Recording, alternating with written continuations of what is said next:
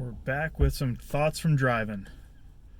So, we've been looking at Colossians in our driving thoughts series and really just focusing on Jesus. What does this section of Colossians tell us about who Jesus is and what that means for us? So, Colossians 1:16, after we spent 2 episodes looking at two aspects of verse 15, that he's the visible image of the invisible God, is kind of the big aspect of that.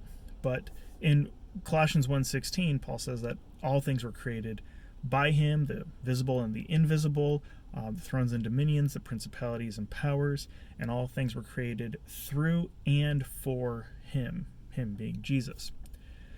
So we get this giant understanding that Jesus is the source of all of this. Well, the Father, we got the Trinity to talk about, and that's going to be in one of our upcoming theology discussion videos, just discussing the Trinity.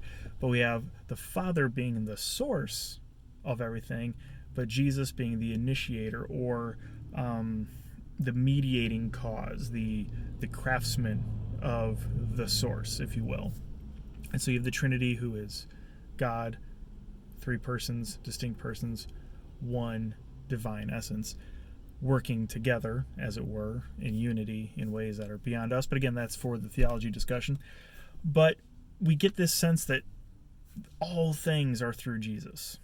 All things are by Jesus. All things are through him and for him and are under his control.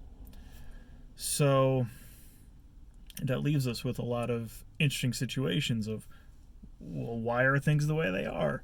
And if they were created by Jesus, then why does it sometimes appear that God has no absolute control over what's going on in the world?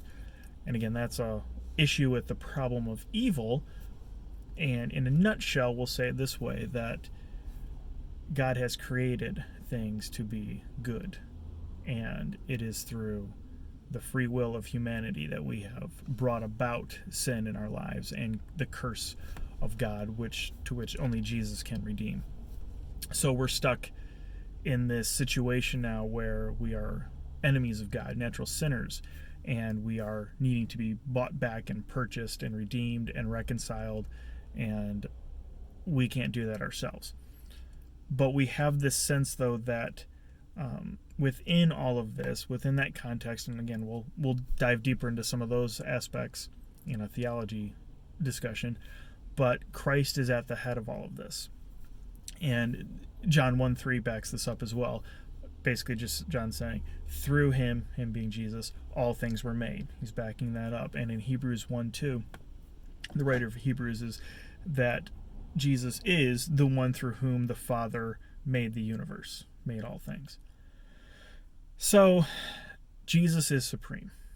Jesus is reigning supreme over all created things. Nothing that is created can go above him. And on top of that, Jesus himself is not a created being, since he is the creator. And he himself is not a created being.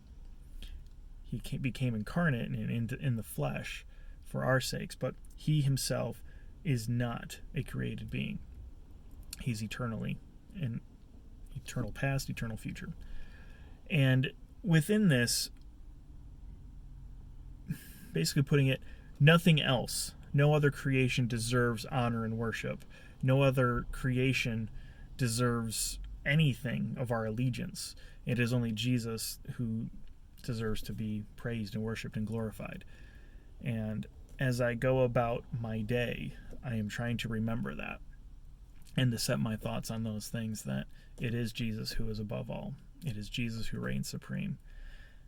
So what am I doing to worship and glorify and honor him? So thanks for joining me. Have a wonderful day. Take care.